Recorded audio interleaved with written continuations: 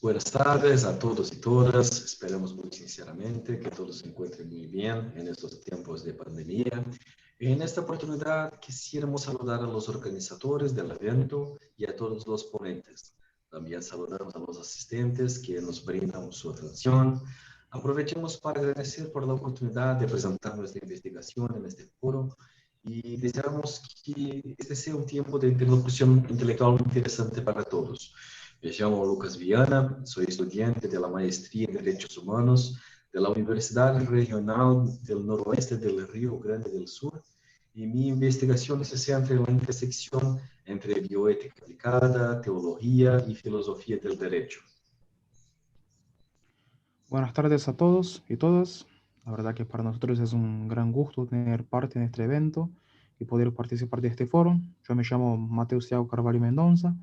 Yo soy vinculado a las carreras de filosofía y de derecho también de la Universidad Nacional de La Plata en Argentina y también estudiante de teología en el Boyce College, en un seminario de Estados Unidos.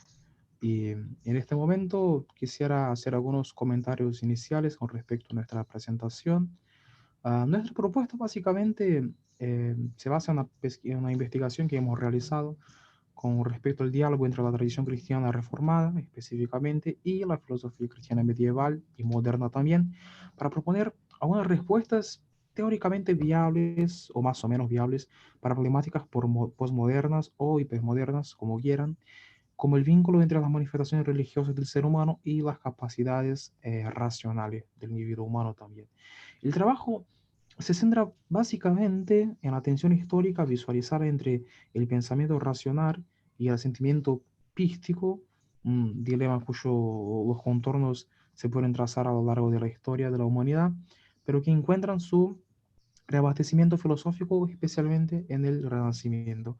Esta dualidad se originaría en términos históricos con la concepción tomista de que la voluntad humana está caída en razón del concepto de pecado original, pero no el intelecto. La noción esta que daría la autonomía a la razón, o por lo menos una autonomía moderada.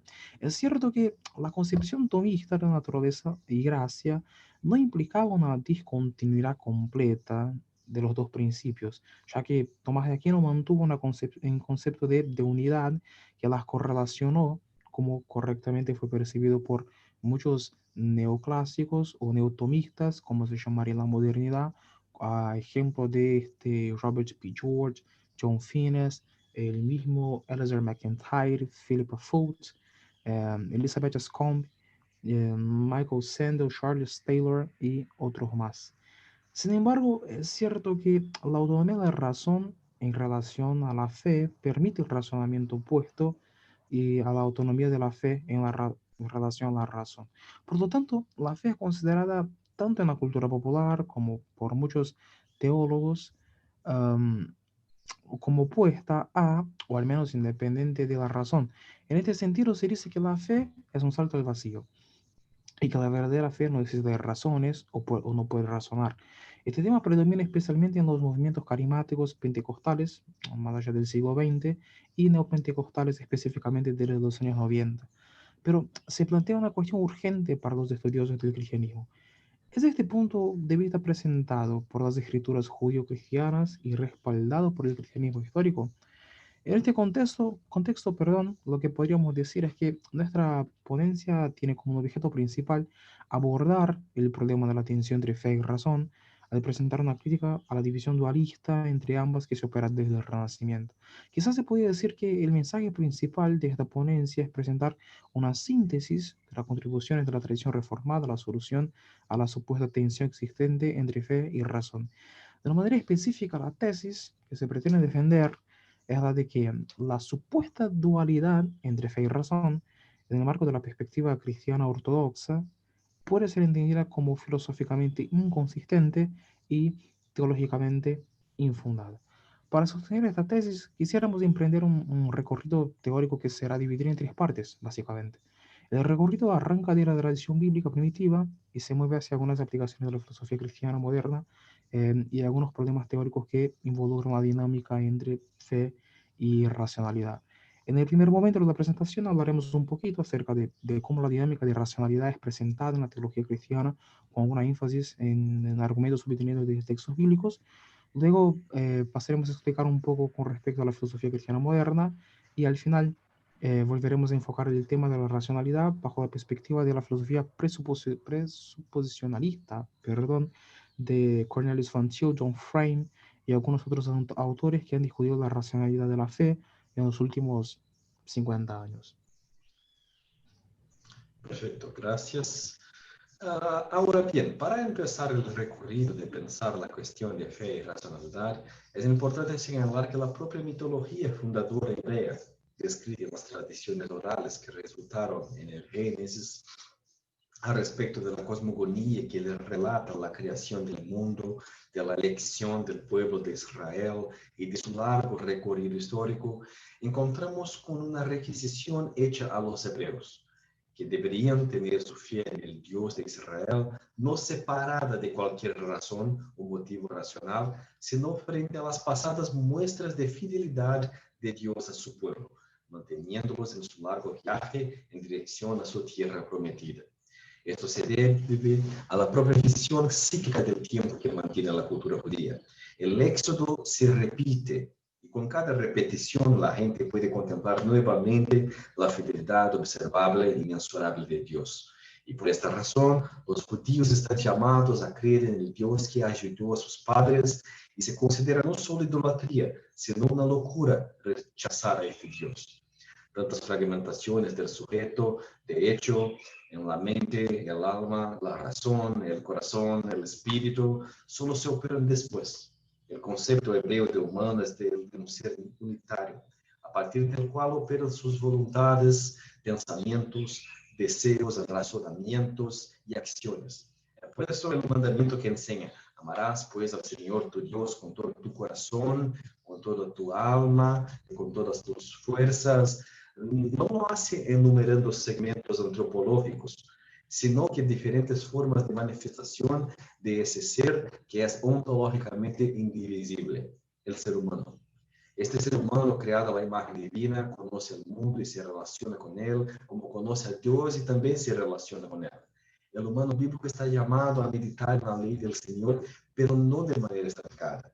El creyente debe hablar de la ley del Señor, sentado en su casa y andando por el camino y acostándose y levantándose, como tenemos en Deuteronomio. Es decir, hay una lógica de movimiento. Mientras se mueve, mientras desarrolla sus actividades diarias, el hebreo se lleva a su Dios con él. Esta noción servirá como sustrato para el concepto cristiano posterior de curandeo, diante de Dios, frente a Dios. Ahora bien, si se basa en la razón el hecho de que el ser humano vive su vida cotidiana, entonces el Dios que se propone integrarse en esta rutina no puede ser contrario a la racionalidad humana. Por tanto, el canon bíblico tiene un gran prestigio la correlación entre razón y fe, siempre tratándolos dentro de una relación de coordinación y no de oposición.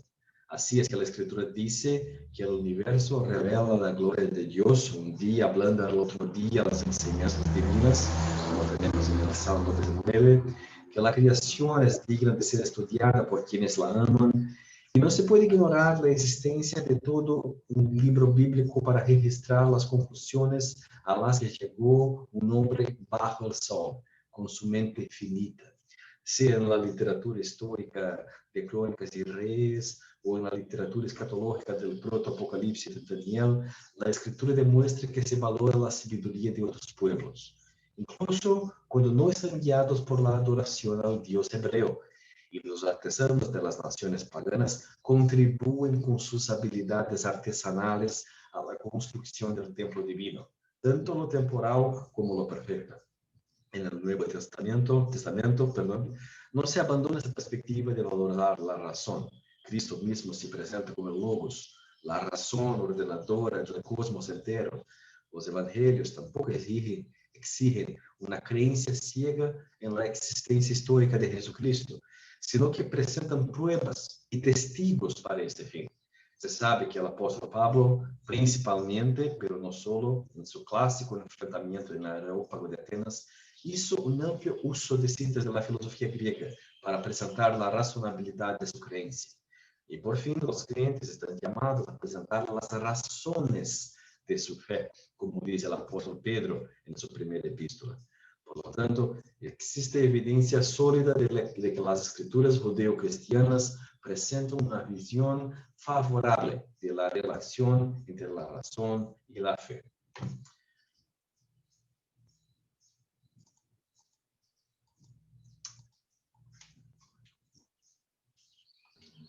Bien, ahora necesitaríamos pensar algunas cuestiones o por lo menos algunas preguntas, ¿no? ¿Cómo se produce la odierna oposición entre razón y fe en la cultura secular cristiana y la popular? Es una cuestión. En el medio cristiano esto se debió principalmente a algunas lecturas erróneas que se hacen de San Agustín, Santo Tomás de Aquino, mientras que en el escenario secular el principal responsable de este cambio fue el racionalismo y el renacimiento. Infortunadamente por el tiempo no podemos explicar cómo se dio de hecho estas lecturas erróneas y cómo el renacimiento afectó de una manera la relación entre fe y razón.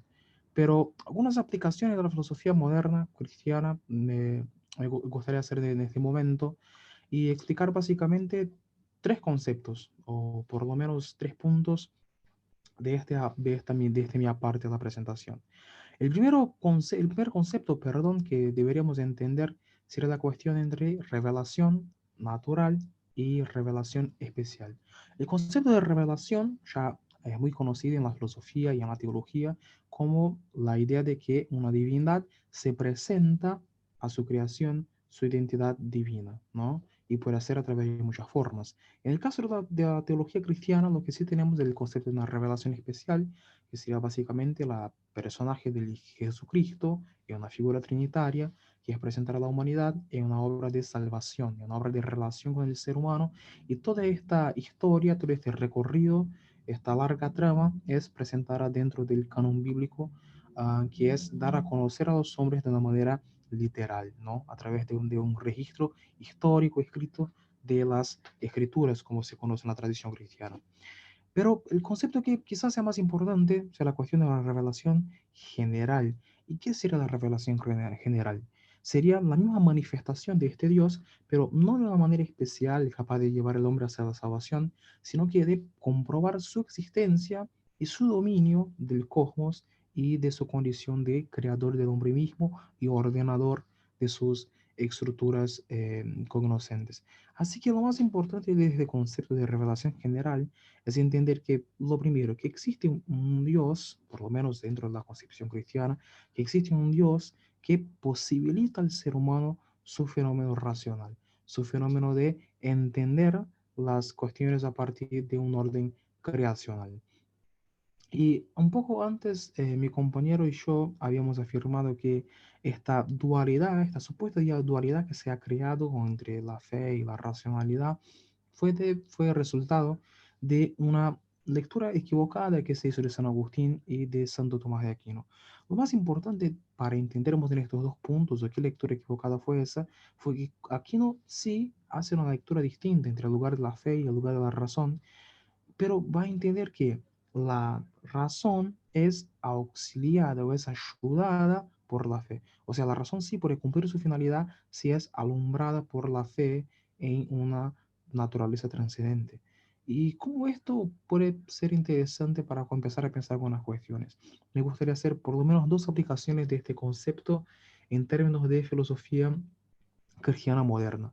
La primera de estas es presentar la contribución del filósofo Hermann Huygens, que está ubicado en la tradición reformacional de los Países Bajos, señalada allá por el siglo XX, cuando en el ámbito de teología y de filosofía cristiana va a operar una llamada crítica a la autonomía del pensamiento teórico. ¿Qué sería básicamente esta crítica? Cuando pensamos en pensamiento teórico, o por lo menos en una crítica trascendental, pensamos en Immanuel Kant y toda la filosofía y su crítica que él opera hacia la razón pura, o por lo menos los mecanismos de la razón. En el prólogo de su principal tratado, ¿no? La crítica a la razón pura, Kant se va a proponer en realidad hacer una crítica trascendental, pero de alguna manera no llega a hacerlo, sino que da como presupone la autonomía del pensamiento humano. Y es justamente la crítica que Gerhard Doiber lo va a presentar en decir que toda filosofía que se planifica o que desea ser una filosofía crítica, sí debe cuestionar la autonomía del pensamiento humano. Deben pensar si realmente la mente humana tiene la capacidad de resolver todos los conflictos teóricos. Para no alargar por el tiempo que nos es limitado, Doives presenta un cuestionamiento muy interesante que para nuestra perspectiva parece ser suficiente para nos hacer pensar la cuestión. Es que si todos los teóricos se basan en la misma razón, y esta razón es autónoma, y esta razón es capaz de dirimir todos los conflictos teóricos, entonces, ¿por qué hay desacuerdos? ¿Por qué no se llega a las mismas conclusiones, ya que en teoría utilizamos las mismas herramientas? Esta es una cuestión importante para pensar. Y entonces la respuesta que va a conceder a eso es que todos los constructos teóricos están basados en concepciones religiosas que pueden manifestarse y expandirse en varias direcciones. Pero lo más importante de esta cuestión sería asumir que sí debemos admitir que nuestras proposiciones son marcadas por presuposiciones teóricas. Y acá yo puedo insertarla como la contribución de Cornelius von Thiel y la apologética presuposicionalista también creada en el siglo XX, en realidad en la segunda mitad del siglo XX en los Estados Unidos.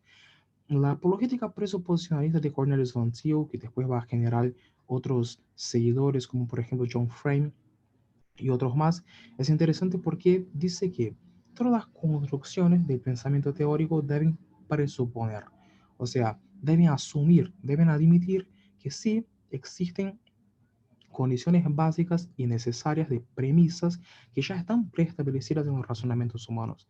Entonces, esta sería la cuestión básica de entender que la fe no se divorcia completamente de la razón, sino que existen mecanismos interesantes que pueden posibilitar la relación del conocimiento humano con la relación de una fe y una entidad trascendental.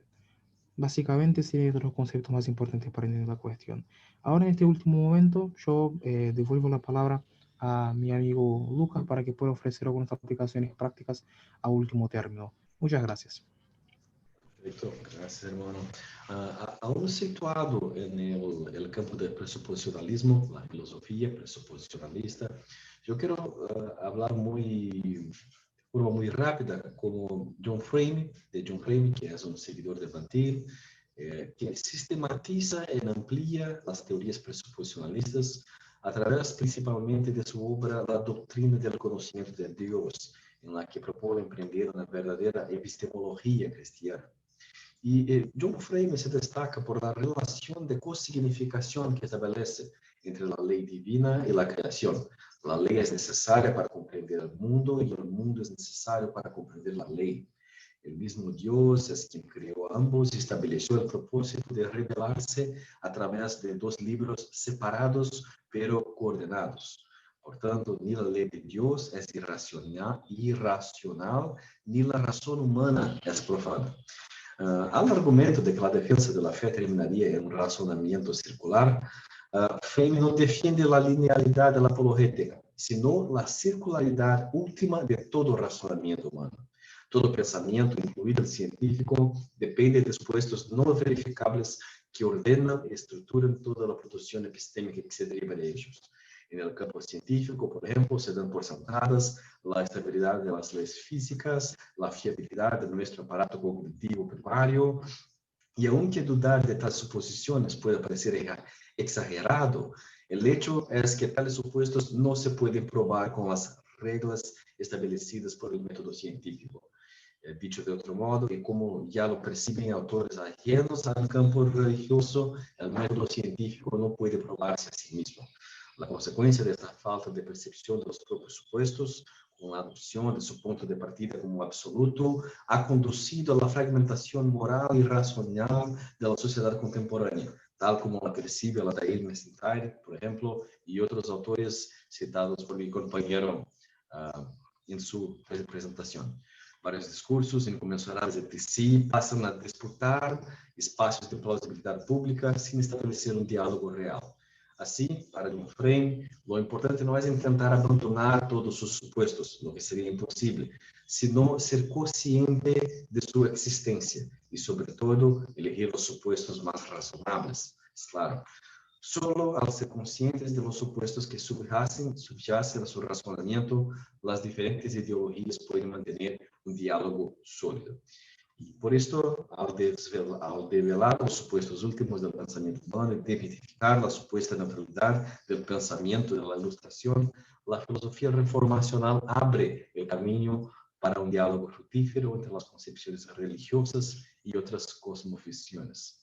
Es este que tenemos para hablar y agradecemos más una vez por la oportunidad.